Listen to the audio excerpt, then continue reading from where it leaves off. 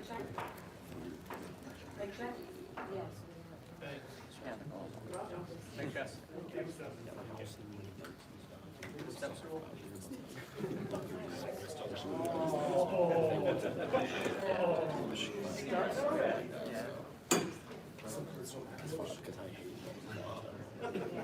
Yeah.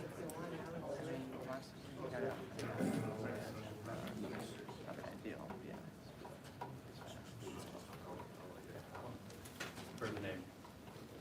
All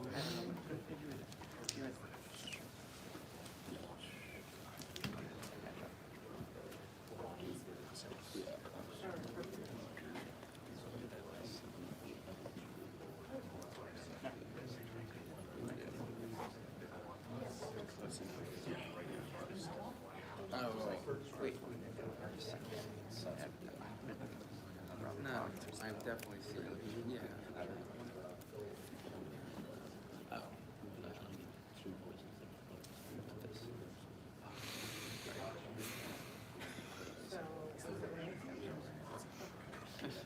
I knew I didn't know it was oh, there's a photographer.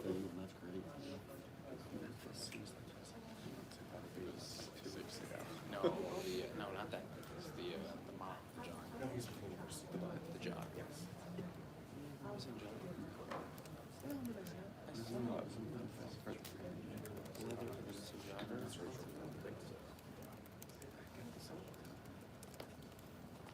Are you with NBC News? Yes. No. Network.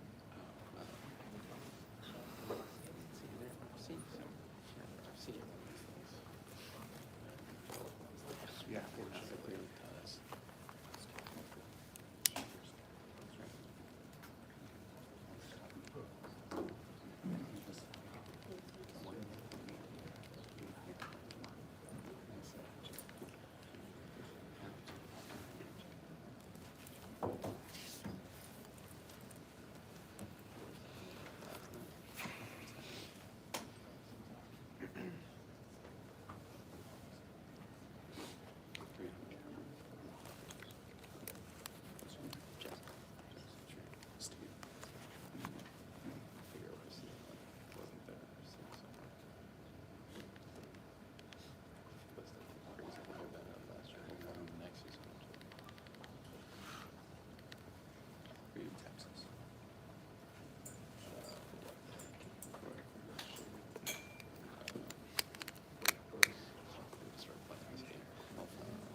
Yes, I've been everything.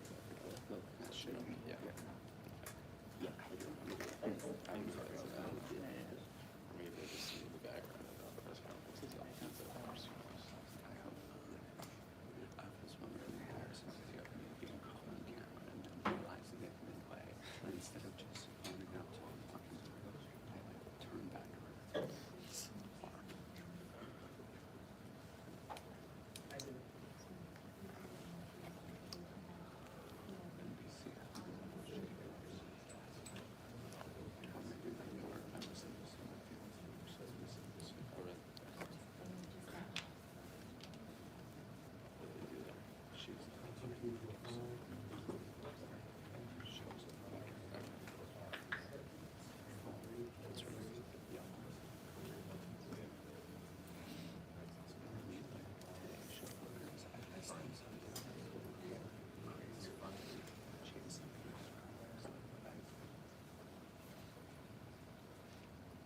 Expected to start any minute now. Just moments ago, Jim, I heard from a university spokesperson, Dan Olson, and he said, we will hear today, this morning, updates on the students who were physically injured. At last check, we told you they were listed in critical condition.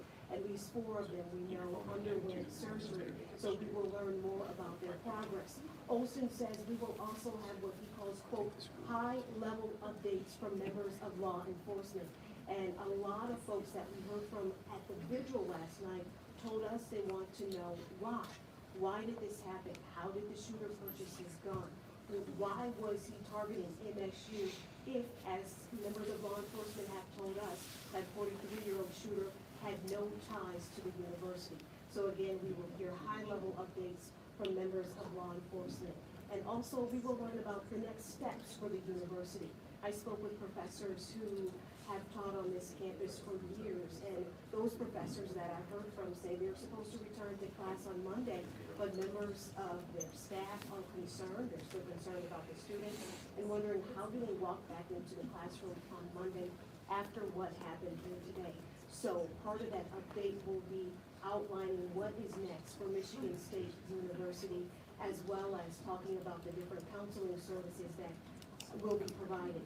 Meanwhile, we've been sharing with you and our viewers throughout the morning about this note investigators say they obtained from that 43-year-old shooter. Our very own John Miller spoke with a law enforcement official who was close to the investigation, who says this note was 2 pages.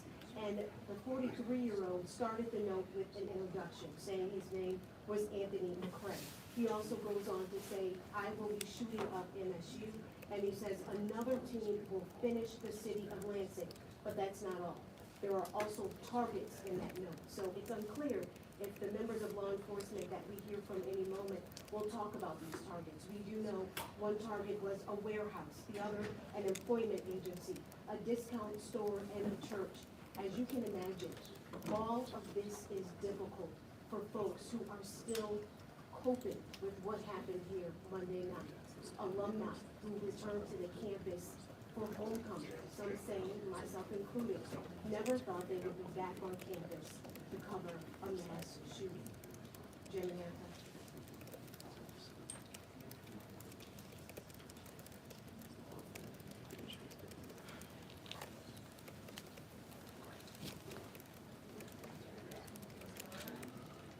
Here we go, guys. Should have switched.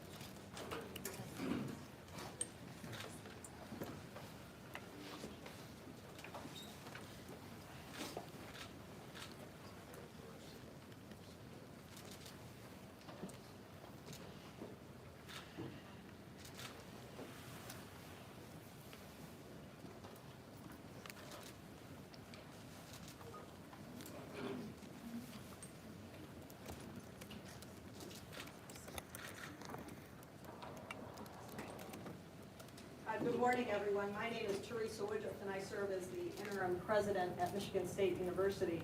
And through the tragic week that we've all experienced, we've thanked many people who have been instrumental in the response and the recovery to Monday night's horrific events. And one group that we haven't yet thanked is the media. And so at the outset today, I want to offer my thanks on behalf of a grateful university to all of you who helped spread the photo of the shooter on Monday night that led to the tip that came in and the conclusion of this event. You helped our community, you helped our state, and you helped our nation stay informed and allowed us to be more transparent as we all worked and walked together on this pathway. So I want to just begin today just with a thank you to everyone in the media for helping to spread that essential and timely information. Others today in this news conference are going to provide updates on the investigation and law enforcement matters. And so my comments are going to be brief, and they're going to focus on 3 areas. First, where are we now? What's next? And the process that's going to guide our decisions as we move forward. As you'll soon hear, the 5 students at Sparrow are still in critical condition, but I'm pleased that we are seeing some signs of improvement in some of our students. And our Spartan Nation continues to send good thoughts to each of them, to their families, and to the doctors and nurses at Sparrow Hospital. As I've said before, grief is a profoundly personal thing, and we know from trauma experts and from talking to colleagues at other universities who have experienced similar tragedies, everyone grieves differently, and the recovery process isn't linear.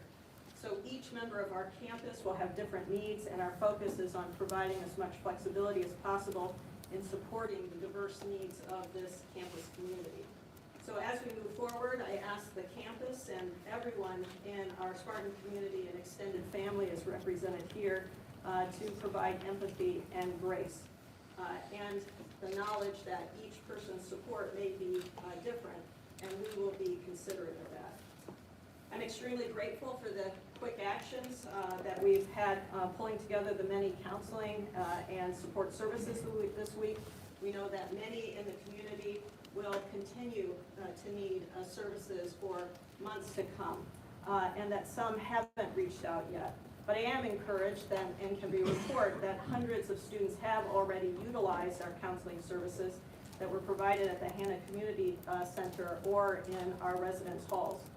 We also provided a service to employees that is called Reflect and Connect. And we're looking into training for supervisors as more faculty and staff begin returning to positions today and into next week. We are encouraging empathy and patience and an atmosphere for all to recover at their own pace, and will continue to offer these services into the future.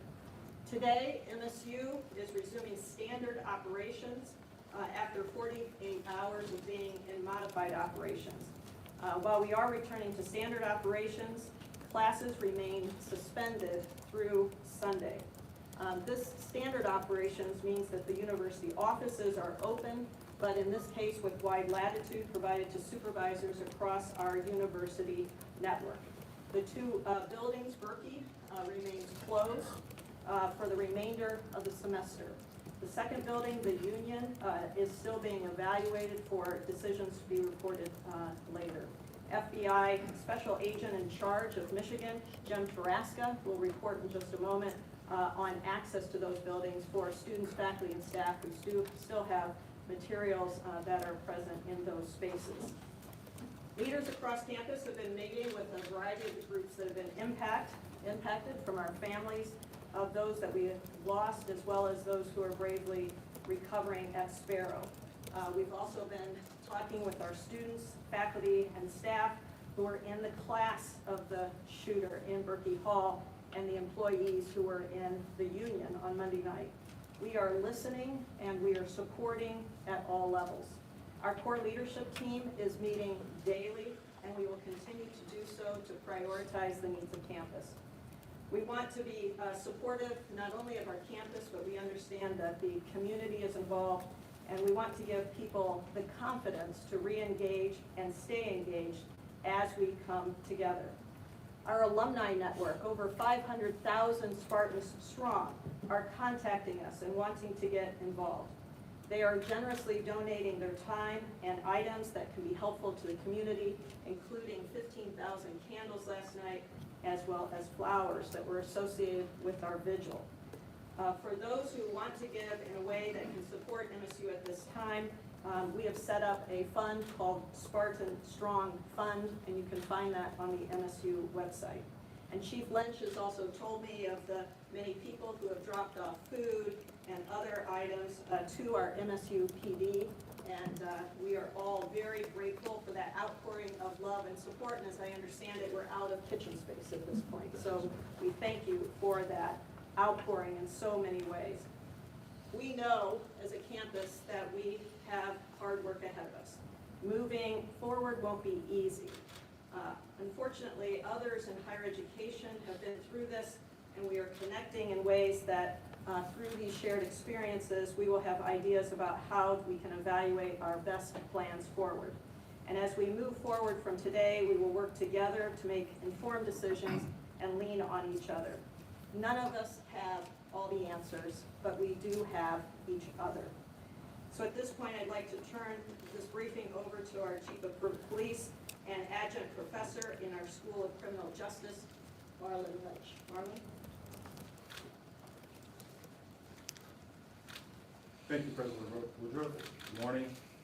I'd like to start with some thanks to outreach by our colleagues, our local partners, but also some well-established associations, the Michigan Association of Chiefs of Police, the International Chiefs of Police, the International Association of Campus Law Enforcement Administrators, and the Commission Agency on Law Enforcement Accreditation. We have all received your support, prayers, and thanks, and very well valued. So thank you for that. In addition to that, I decided to focus on some positive things that have been shared with me over the past couple of days with that. And helping us in our response to this critical incident, we had approximately 19 law enforcement agencies and 6 fire departments, numerous emergency medical services as well respond to that. We had off-duty police officers, not only from our police department, but from local and partnering agencies that responded, that came without a request to help during that particular situation. Not a surprise though. What occurred on Monday night as far as our response is a collaborative effort and is a product of constant and continuous training together, relationships, and preparation for that. We also, unfortunately, had an opportunity to respond last week to Okemos High School with a very similar result. The difference is that was not confirmed and it was ruled to be false.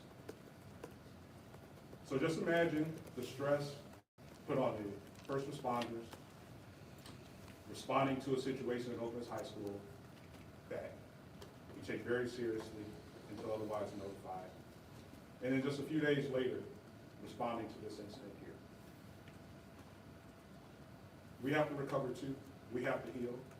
That process has begun as well. We've made services available for our staff, our police and public safety staff, beginning today. We also have short-term plans as well as long-term plans as we move forward with this. And we are definitely consulting those that have been through this process before for that particular reason. Learned a few amazing things. And again, not surprising, just knowing what has occurred and who's involved. Our students that were in Berkey Hall, in addition to being placed in situations that they probably have never been encountered with before, when their students and their friends and classmates needed assistance, they rendered aid. They took the time to render aid with that. The officers that responded and were in the buildings within minutes, one of the first things they encountered were the victims. Those victims happened to be our students. And they stopped to render aid and immediately got emergency medical services on scene to remove them so that they could get the treatment and the care that they needed. Those are significant because they gave them a chance, those that had been wounded. And they're still fighting. But based on those being present at the time, stopping to actually render aid to them.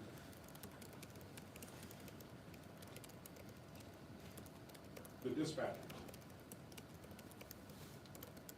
Dispatch function is a very key component to what we do, our response. And if any of you have heard any of the radio traffic that happened that night, it's amazing. They were calm, they prioritized, they communicated well, they did their job.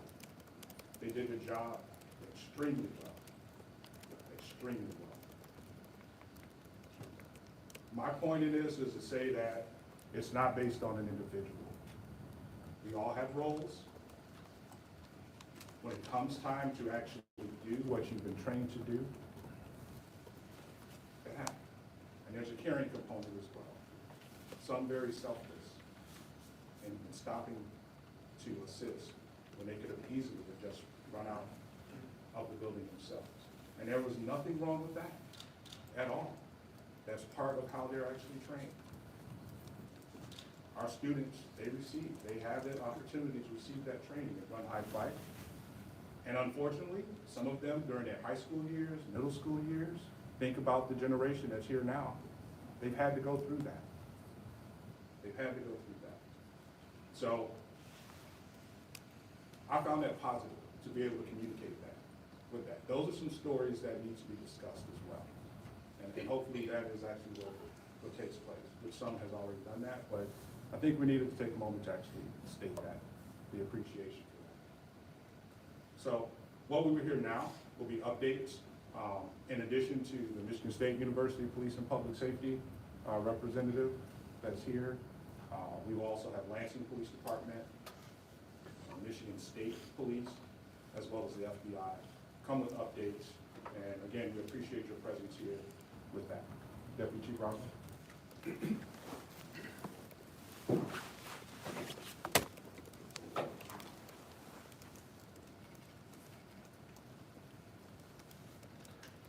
Good morning, everybody. Thank you, Chief.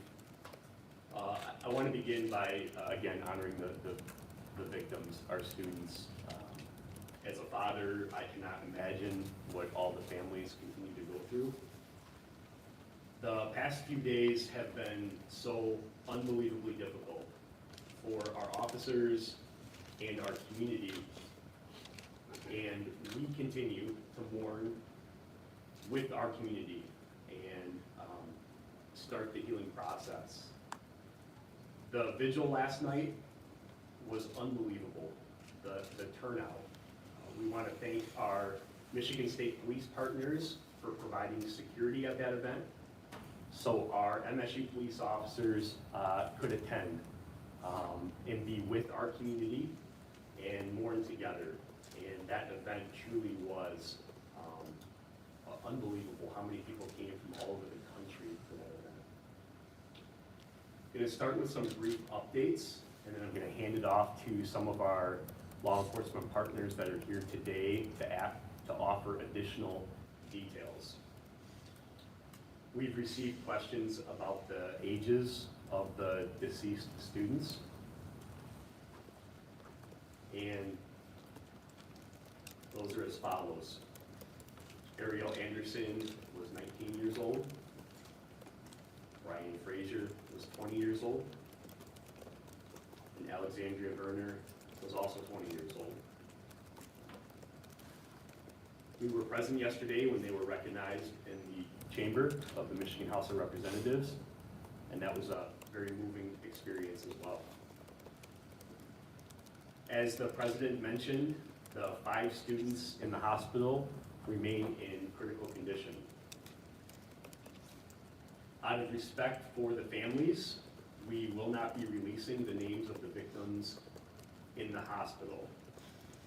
We do understand that some of those names have been made public by family and friends, but we feel strongly about not confirming their names out of respect for the families, and we hope you understand.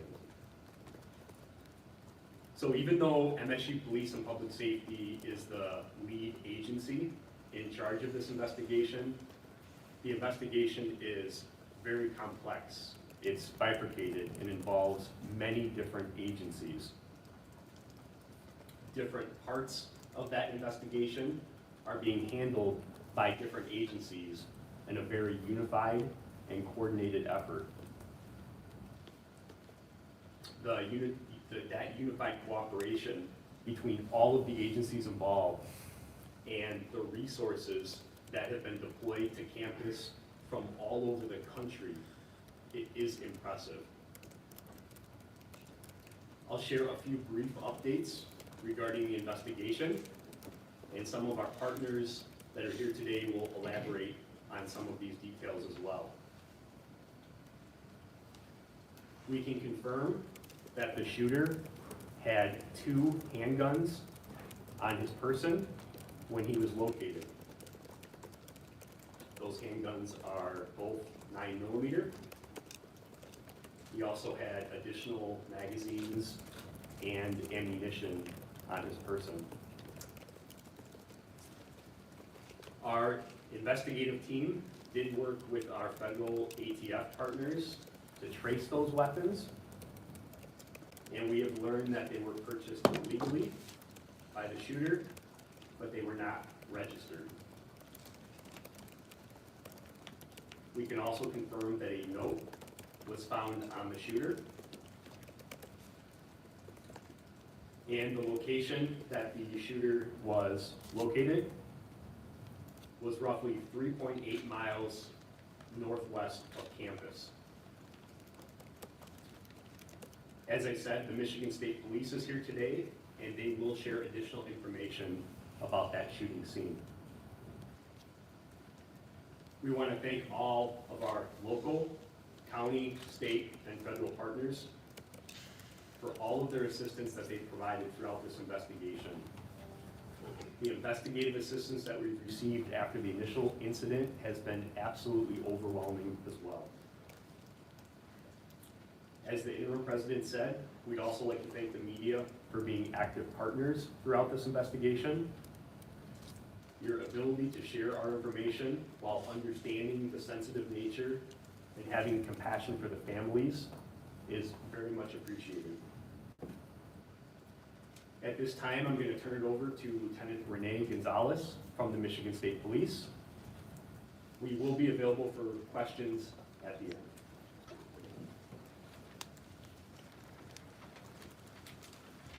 Thank you, Deputy Chief Rosen.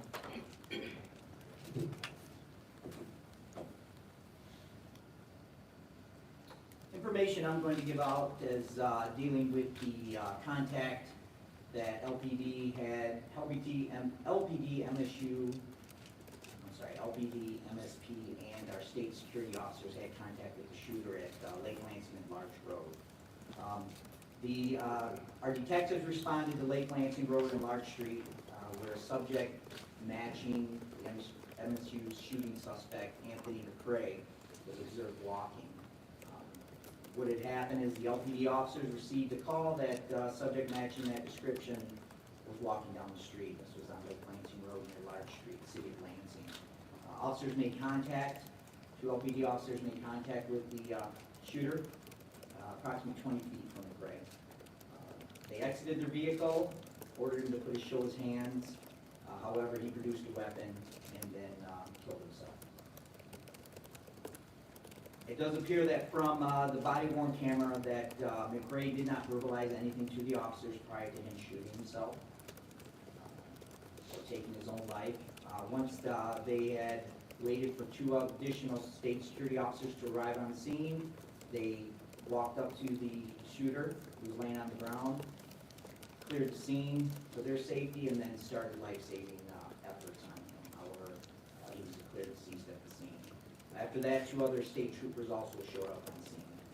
Our detectives arrived on scene. They conducted interviews with the officers on scene, photographed the area, downloaded body-worn cameras, in-car videos, and did round counts for all the officers to ensure that no rounds were fired. On scene again were two troopers, two Capitol Security officers, two Lansing Township PD officers, and also two LPD officers. Search was done after the scene was secure of McCrae's residence with a search warrant that was authored by MSU PD along with LPD. At the residence, a cell phone was collected, journals of sorts, miscellaneous writings, and fired 9mm casings. McCrae's father was also interviewed on scene by the MSP detectives at the Lansing Operations Building. Once the search of the residence was completed, detectives began a surveillance canvass to attempt to track the shooters once he cleared the MSU campus until he made contact with the LPD officers. They were able to track his journey from the MSU campus to where he was made contact. They are conducting additional surveillance canvases to see if we can find anything else on where he might have been. Detectives are also assisting with downloading information from McRae's phone, following up on CATA, as two additional bus tickets were found in his possession. Found on McRae were two handguns, the one he shot himself with and another in his backpack that he was carrying. He also had a loaded magazine that was full capacity in his left breast pocket. In the backpack, he had 8 loaded magazines of 9mm ammunition, along with a pencil-sized pouch containing 50 rounds of loose 9mm ammunition. He also had 2 empty magazines on his person as well. 2 pages of notes were found in his wallet, which was on his person as well. Those are that was the note that indicated where he was going to visit, and also kind of gave an indication of why he maybe a motive, but nothing that we can actually confirm just yet. The investigation is ongoing, and at this time, We believe that there were no other subjects involved, and that Cray was the lone shooter in this incident. And I'll turn it over to Chief Sosby.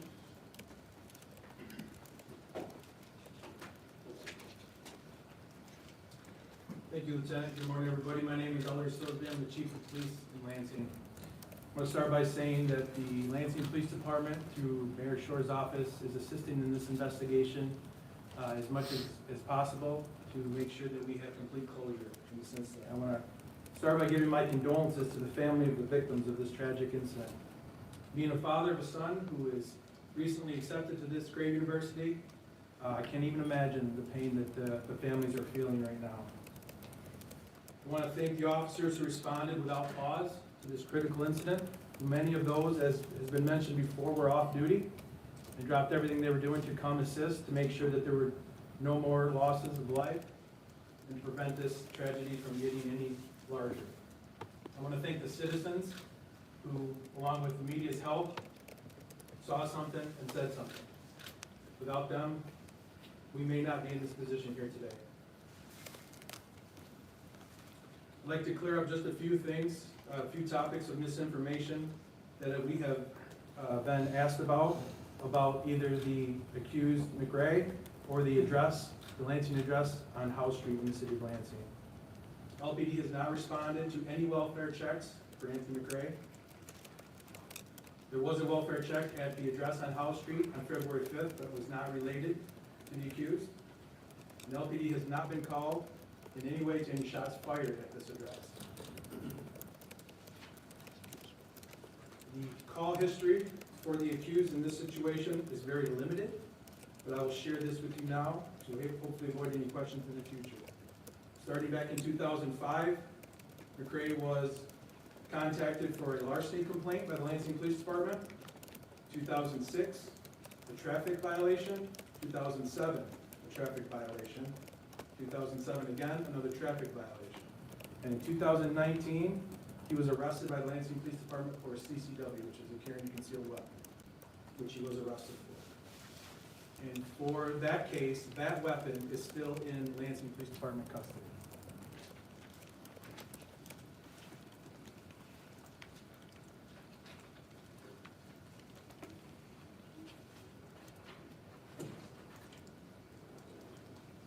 As the lieutenant shared, 2 Lansing police officers made contact with the accused in approximately the 800 block of Lake Lansing Road. And the accused was contacted, he produced a handgun, and ended his own life. I cannot commend the officers enough for their actions, and I would open for questions here at the end, but for now I'm going to turn it over to the FBI Special Agent in Charge, James Roscoe.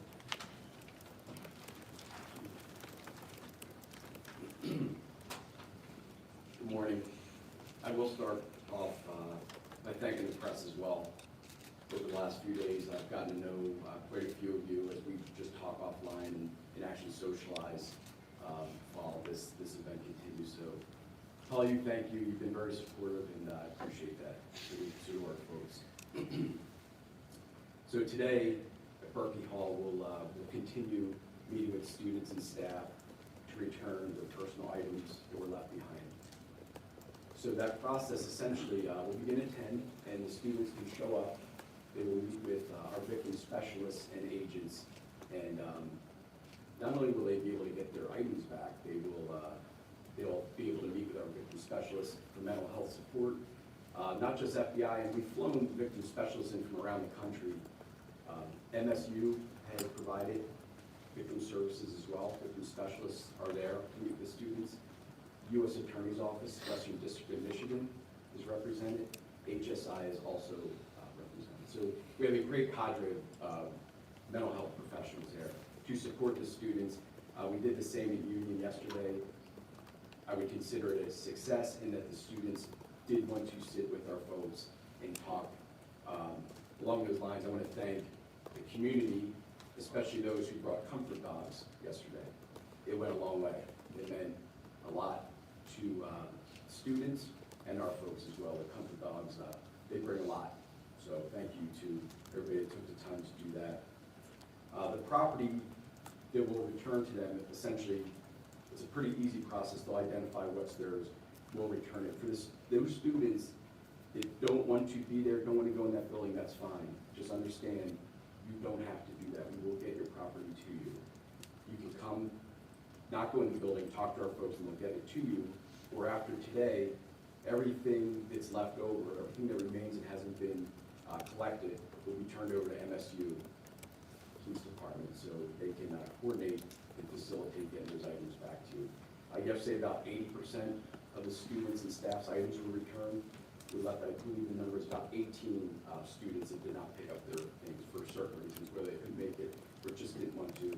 We have those items today at Berkeley.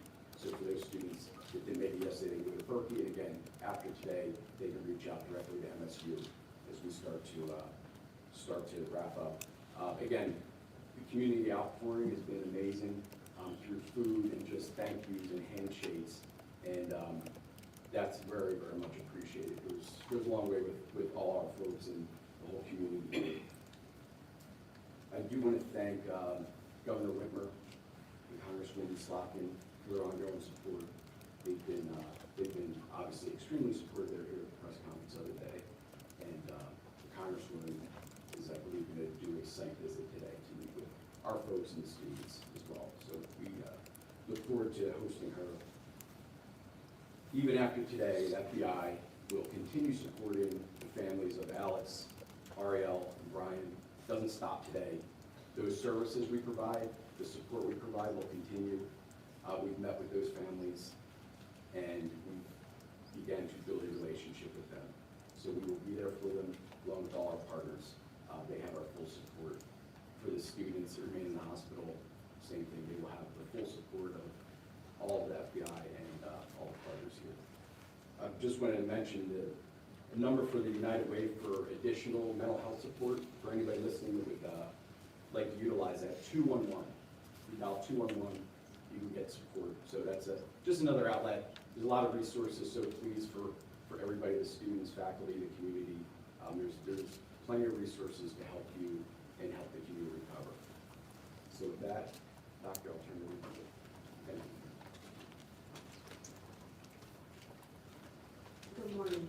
My name is Dr. Rita Vassar. I'm the chair at MSU, the Board of Trustees, and I come to you today as both the chair and the mother of a Spartan who was on campus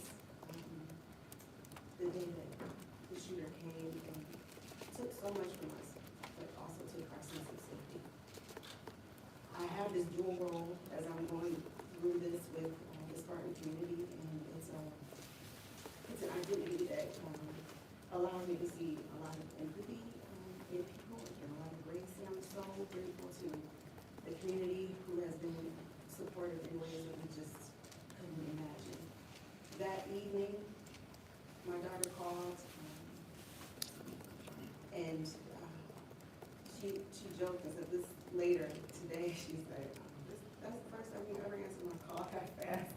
Generally, she calls for money, so she might not give me any first ring. But I answered right away. She said that's when I knew it was real. She sheltered in place in a bathroom for 3 hours, waiting for this to end. And as I'm taking the updates from campus, I'm also fielding her calls, my family's calls, who are all trying to figure out, is she okay?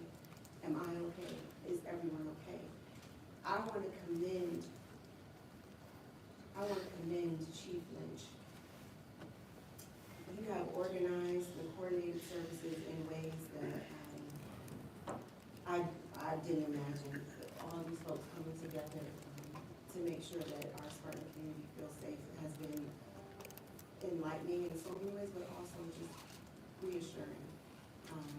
Even last night at the vigil, my daughter had not been on campus since Monday, but I convinced her to come. Immediately when I got on the stairs, she started to text me, "Mom, I feel safe. I want you to get down. There are people who are kneeling. I'm not sure what's happening." And so I texted her to get to the chief. "You know him? Get next to him. You'll be safe." I know people took exception to that text. I don't know what you would have done if that were your daughter. I want us to give the grace that's necessary. We all are going to be healing in different ways, in different paces. I'm one of those mothers who's like, tough it up, you scraped your knee, you want peroxide or alcohol. Like, I'm one of those moms, right?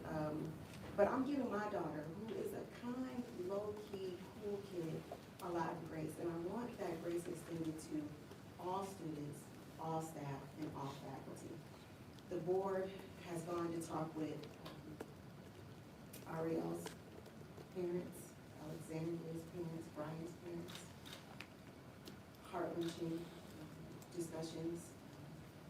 Our hearts go out to them. We have offered all our services to them. We also went to Sparrow to meet with the families whose children are fighting for their lives right now today. And it was amazing how gracious they were. They're asking how we're doing. I mean, just the Sparrow community has been absolutely amazing. That was the quote from one of the fathers. And so I'm grateful to them for their service to these families. This is a hard time, a tough time, but we're gonna get through it. In the coming days, the board will continue to meet with the administration. We'll continue to get updates from Chief Lynch around what has happened, debriefing what we know to be true, what could be different going forward. And we also are meeting with faculty, staff, and students around their issues of safety and where they felt safely survive, and how we can recreate those kinds of places all around campus. The board is committed to making sure that we are united on the other end of this, and that Spartans from all over the globe can come to this campus and feel like they will be safe. We will not have our safety and security stolen by men and women in the sense of acts of violence. It will not happen. I'll open it up to questions and turn it back on. Yeah, I tell you what, before we open it up for questions, I do just want to highlight that, again, this investigation that's ongoing is so massively complex that you may have questions that we know the answer to. The folks up here today just might not have that information. So please be patient with us. We will do our best to answer all of your questions. We have remained committed to being transparent and sharing as much information from the very beginning. And that remains. Please understand that as we move forward, there's so many questions that you have. We may have to get that answer and get back to you. So with that, I'll open it up to questions for any of the speakers that are here today. For In the police. back, go ahead. Good morning. Thank you for sharing these updates with us. Adrienne Broadus from CNN, also a 2006 graduate. First question, what's on your heart today?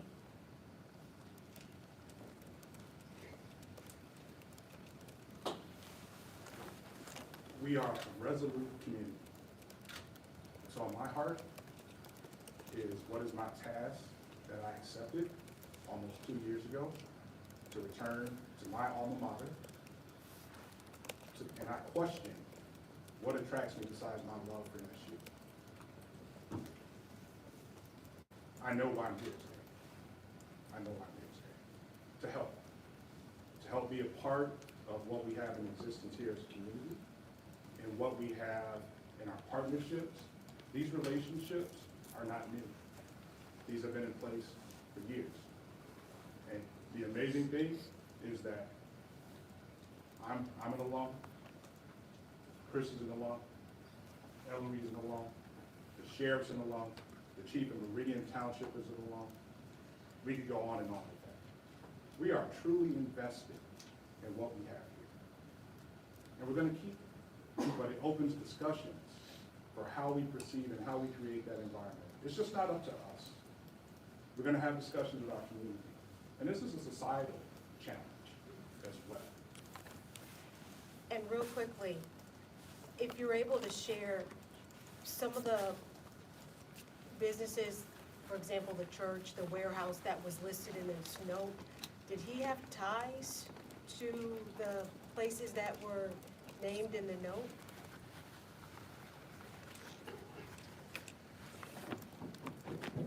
Reference the note with the listing of the businesses.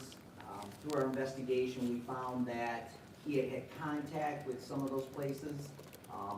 He was an employee of the Meyer Warehouse at one time. And a couple of the other businesses, it appears that he had some issues with the employees there where he was asked to leave. So it looks like he possibly, a motive for that was he just felt slighted, and that's kind of what the note indicated. The surveillance image obviously proved pretty important for capturing Mr. McRae, locating him. But why did it take 3 hours to get that out? Like, do you have real-time monitoring of cameras on campus? What was the process of actually going through that footage and locating him?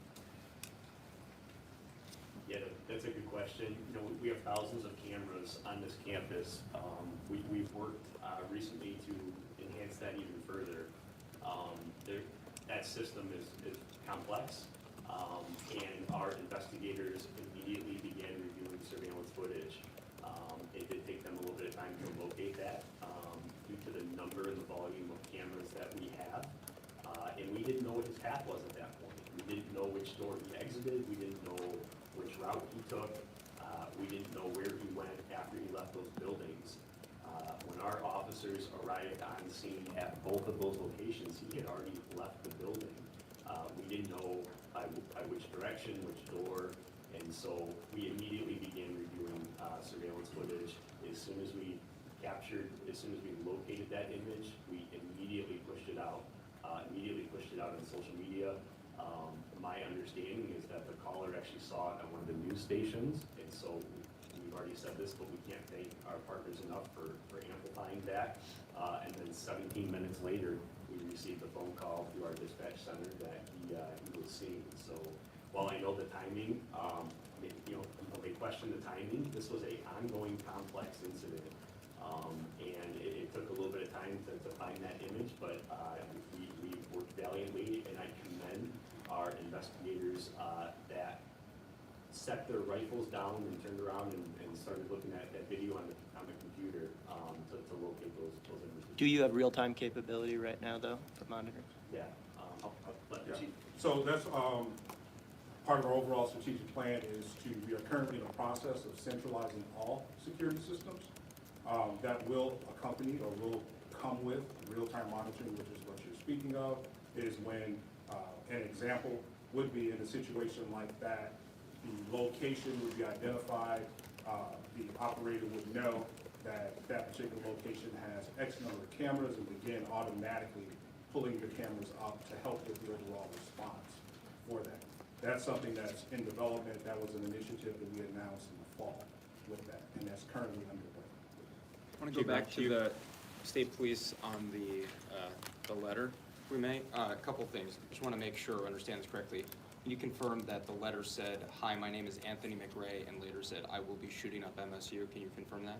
That I can't confirm. I've only gotten some information from the letter. I have not read the letter, so I'm not sure exactly what that says. So I can't confirm or deny that that was on there. So businesses were threatened, a church was threatened, and then a school district in New Jersey as well, correct? That's true. And you mentioned the connections potentially between the businesses, and can you say anything about a connection to the church and also what the connection to the school district in New Jersey was? I know there's talk about him having been part of that community, but specifically the school district? The school district can't comment on why he was threatening that specific school district. We just know that he did have some connections to New Jersey, but that was years ago. So I'm not sure why he was bringing that up so late in the game. In the church? The church, I have no information on that as well. Okay, and then he also in this letter, correct me if I'm wrong, claimed to be the leader of a group of 20 killers, is that right? That's true, yes. Can you give us a sense of how you were able to invalidate that claim if you have found that to be unsubstantiated? Because obviously once the suspect's body was found, an all clear was given on the campus. So can you just give us an idea of how that was found to be unsubstantiated? Yes, through our interviews with the shooter's father, we brought that up to him, and he had mentioned that his son does not have any friends. He pretty much sat in his room most of the time. He ate, went to the bathroom in there. So he pretty much never left his room, and his father didn't believe that he had any friends, let alone 20 of them that would help him put this out. So we kind of determined that he was the lone shooter in this. And is all of that done before the all clear is given on campus? Yes, yes. Well, actually, yes, that's something I'd have to let Deputy Chief Rosman answer to as far as when the all clear was given, but just what we did with our investigation on that. So then just, if you just follow up on that, obviously you have a lot of students, a lot of families who are gonna be learning about these revelations. What can you tell us about the timeline of getting those claims, disproving them, and where alerting families went into that it was all clear? Sure, and I would point out that it's easy to, in hindsight, look at this was happening very rapidly. What I will say is, at the time that information was received, that the note was found in his pocket, we had already established not only a unified command post in the field, but we had activated our emergency operations center, and information was being shared live time between unified command post, our emergency operations center, operating under our instant command system. And so that's the reason that we were able to get information so quick from the scene where the shooter was found, the note in his pocket, and relay that information live time to the people like myself that were making decisions on what information was accurate to communicate with the public. And, you know, at the time, we had to make a decision whether we believed that the statement about there being 20 people involved was credible based on the information that we had at the time. And I stand by that, and we continue to stand by that. We do not believe that to be accurate, and that's why we did what we did. And so thank you for the question. I'm going to go somewhere. But I just want to clarify on the timeline on this. The tweet, so I just want to make, because your department put out a tweet at 12:28 a.m. saying there is no longer a threat to campus. So at that time, when that tweet is put out, your department has already been made aware of the claim of 20 other shooters and has already disproven or looked into that. We had already received information from the scene, very detailed information from the scene, and we processed that information and made that decision. Yes, that's the answer.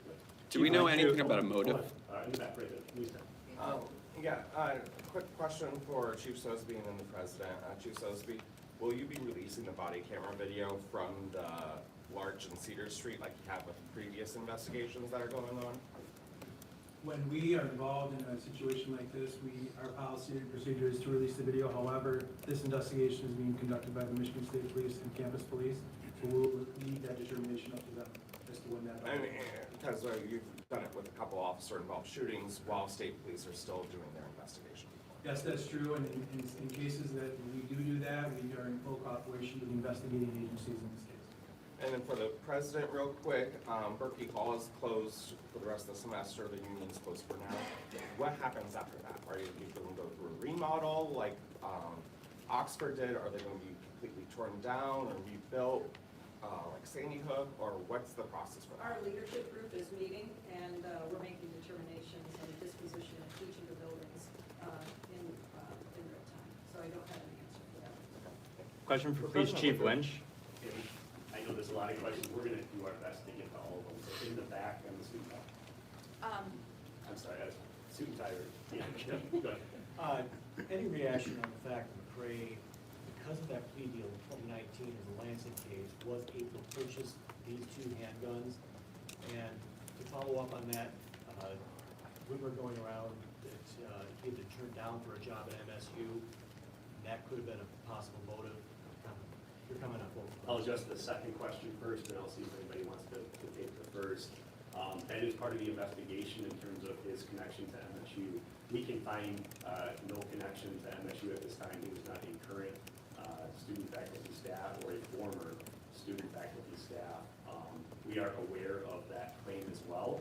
We are investigating it, and I don't have an answer for you right now, but it will be reviewed as part of our investigation. I will address the charge sheet. Next question, can you ask it again, please? Yes, reaction to the fact that the 2019 case that your police department handled was pled down by the then prosecutor. The way it was pled down allowed him to buy these two handguns that were on him on early Tuesday morning, Monday night. Yes, my understanding is that in that case, a motion was made by the defense, and then before that motion was pushed through to a decision that the then prosecutor of Ingham County chose to drop that charge and negotiate down to a lesser crime, which gave him no jail time, no felony charge for him from buying additional weapons in the future, and a year of probation. But that prosecutor is no longer in Ingham County. Can you confirm he did buy? Should that have been allowed? Pardon me? Maybe the prosecutor had some more hindsight to obviously plea deals are happening all the time, but We would all hope that a prosecutor would uphold the law as it's written. There's always room for some type of discrepancy or discretion. However, that one will be under scrutinized for a long time, I'm sure. Do we know that he bought the gun? I thought you guys just said purchased legally. Can you confirm that? He did purchase the gun legally. He was allowed to purchase the gun. There was nothing in place to prohibit him from purchasing a firearm.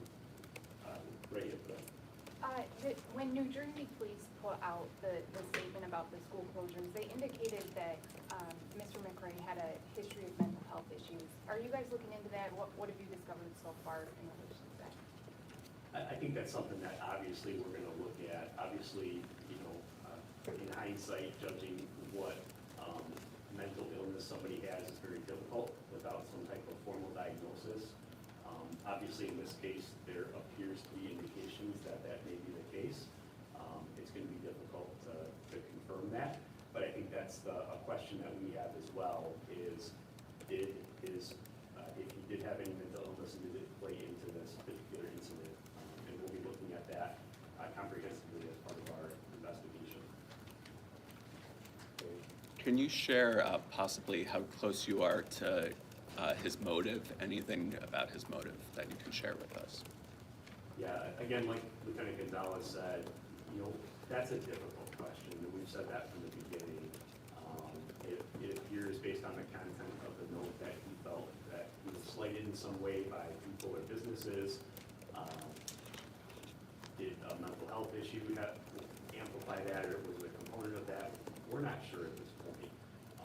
I just want to assure everybody that that's the question on all of our minds, and we're working our best to try to determine that as best as possible. And we've committed to sharing accurate information, and I don't have an accurate answer for you right now, other than to say that we continue to look at that and attempt to determine the actual motive. And was he a member of the church? I don't have that information. Right. Yeah, for Chief Lynch. Police reported a lot of misinformation and false reports coming in Monday night. Some of that information was broadcast on the scanner, which we know a lot of students were listening to in real time. Do you think that contributed to the panic on campus? Most definitely. Misinformation is, it's self-defined by how it's stated, right? And if that's what's going on, what else do you have to believe? If you're actively listening to a scanner. And that's why we were communicating in the manner that we were. Please utilize us as your source for information. So related to that, there's a couple points that police put out reports that turned out to be false. So of a shooting at IM East, or of someone actively shooting as late as 11:30 p.m. Did those false reports you were getting make your job more difficult? And how did you determine what to put out on Twitter or send out an alert? So those were reports received through dispatch that is then coming to us. The way that the coordinated operation, how we set up, is that there were teams assigned to buildings, and then we had response teams that were set up to respond to calls. We operate on trying to verify and go from there. And so when we receive calls like that, if that's what you hear on the scanner and that's how we're getting dispatched, we're sending officers to that location. Those officers get there, they get to IM East, no signs of shooting, not hearing anything. That's the response. But so how is it decided to put something out on Twitter or make an alert?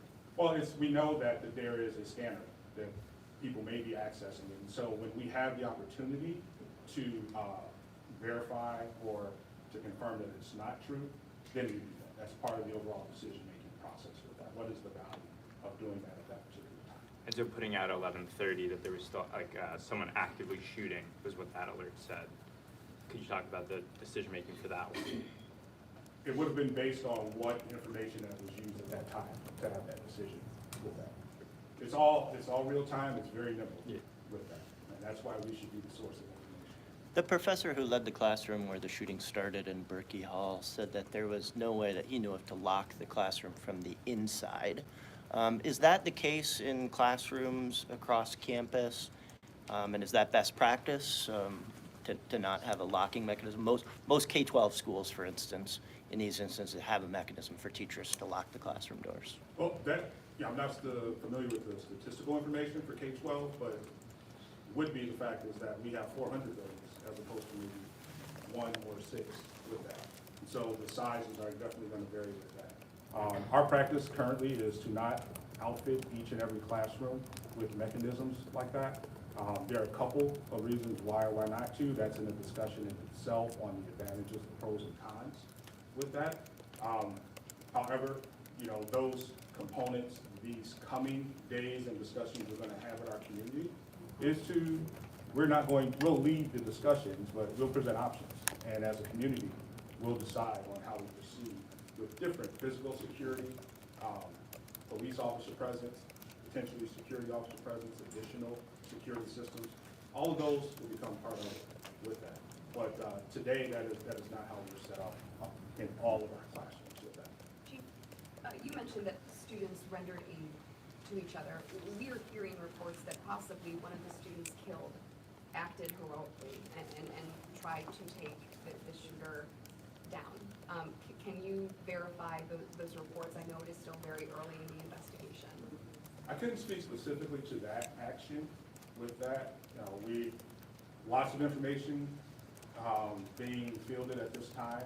What I shared at the beginning of this press conference was what was shared directly with me by individuals involved with that.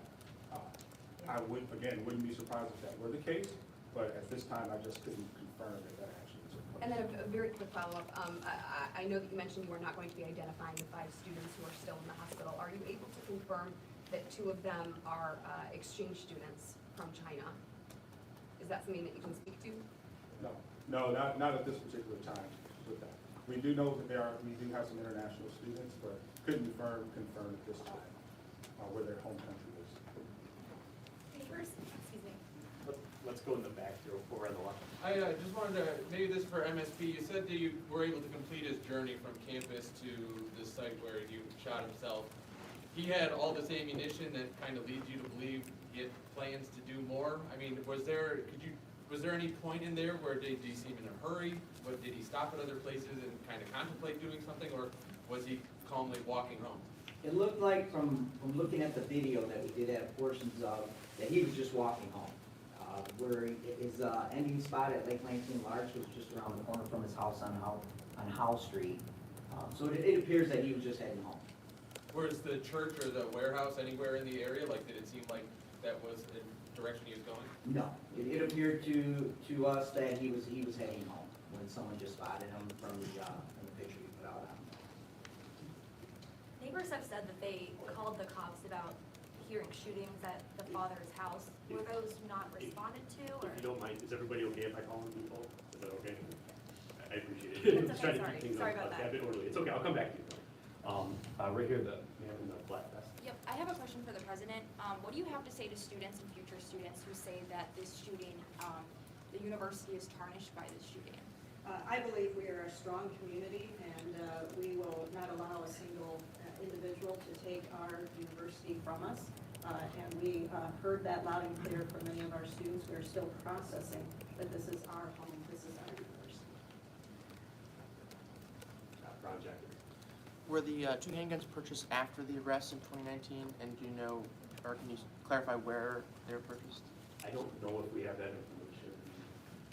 I don't think we're prepared with that information right now. We may be able to share that in the future, we just don't have it right now. In the back, go ahead. Yeah. Okay, sorry about that. Yeah, just multiple neighbors have said that they did call the police about issues of hearing gunshots at the father's house. Were those not responded to? Were the neighbors not accurate on that? What the information we have is that those are not accurate. We checked all our call logs along with our dispatch logs, and we did not receive, the Lansing Police Department has not received any calls for shots fired at that residence. Thank you, for President Woodruff. Thank you. I talked to 2 students who have been distributing a petition with about 11,000 signatures for some sort of Zoom or online option for the semester. It's similar to what's offered at Oxford High School. Has there been a discussion of that in the administration? Yes, we've discussed that, and there's ongoing discussions. Do Do you see that as a possibility for students? We're considering all options for the manner in which we continue the continuity of education, research, and outreach on this. Has there been talk of differentiating for students with classes in the Union and Berkeley or who are in those classes? Options different for them for the rest of the student body, or would whatever solution sort of be applied to? Yes, we've been talking about places and spaces and where education will continue. And certainly those two buildings are central to some of those conversations. Thank you. Thank you. Yeah, there's been a lot of details today about, what was in the note. Can you just clear up, what exactly was in the note? I know it was mentioned earlier about a possible why. Can you say what possibly you know about the motive to this point? So again, I really do think we've said all we can about what we think the motive might be. I commend and appreciate the Michigan State Police sharing as much information as they have about that note. I really think that's all we have to share at this point. We'll continue to evaluate that note from a lot of different angles, a lot of investigative avenues. If we determine anything else, if that note is of any additional value, we may share some more information in the future. But as of today, I think we've shared what we can in terms of the content of the note. Let's do one more question. Right there. Go ahead, Mr. Beck. Yes, this is for you. I do want to preface that we do want to share those stories of students and officers rendering aid. But Deputy Chief Rosman, you previously mentioned that there was an overwhelming police response. So I need to ask, when McRae was able to exit the MSU Union building and get out of the campus and then be found in the city of Lansing, almost 4 hours away, when you talk about this massive police response, how is this not something that was found, especially if it sounds like he was walking? Yeah, definitely. And like we've talked about already today, the chaos that ensued and the information that we were receiving, due to the number of reports that we were receiving on campus, we actually at the time thought that he was still on campus. I mean, we had no indication at the time that he left campus. We were receiving and responding to so many calls about potential shots fired or sightings of this person on campus. Although we deployed resources off campus, we didn't receive any calls. We didn't receive any calls, whether they be valid or not, off campus. As additional law enforcement resources arrived from all over the state of Michigan, from counties away, we started to deploy those resources out, almost if you picture kind of a ring. So if there's our incident, we kind of have our inner, and then we kind of work our way out in different rings. That's how we started deploying our resources. We started with campus. Our goal at the time was to ensure the absolute safety of every student and every person on this campus after the shooting.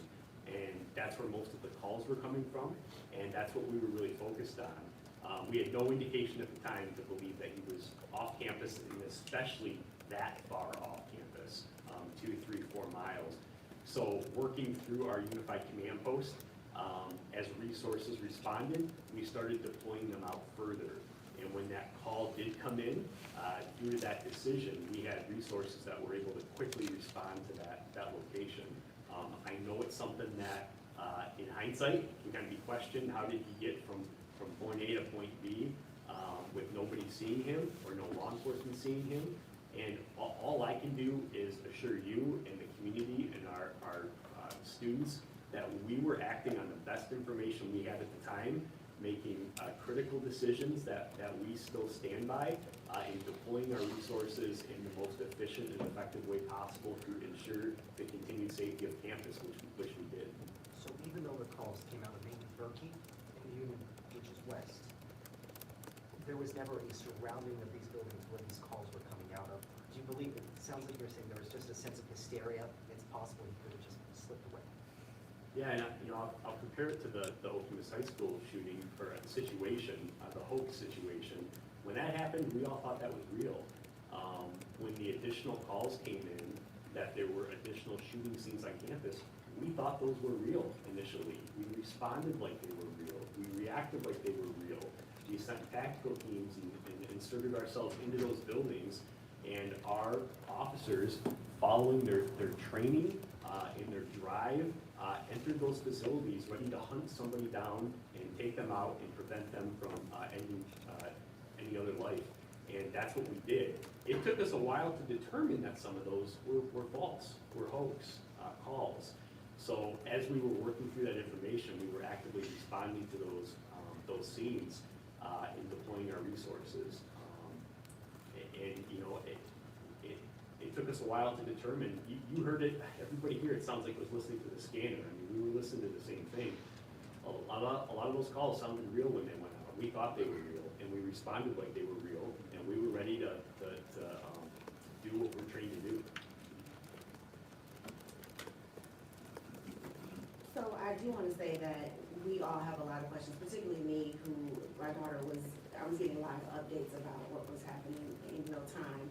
And transparency is one of the priorities of the board. So as new information comes, I'm expecting fully that we'll all be apprised. I did want to add one update.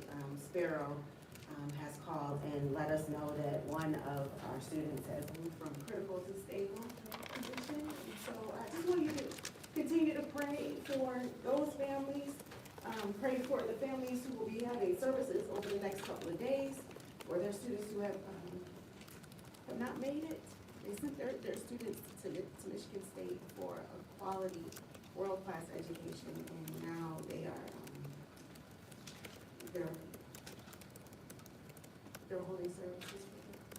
So just hold them, space for them in your hearts, and continue to wish the best for those who are still struggling. That was the good news, that we have at least one who has improved. Thank you.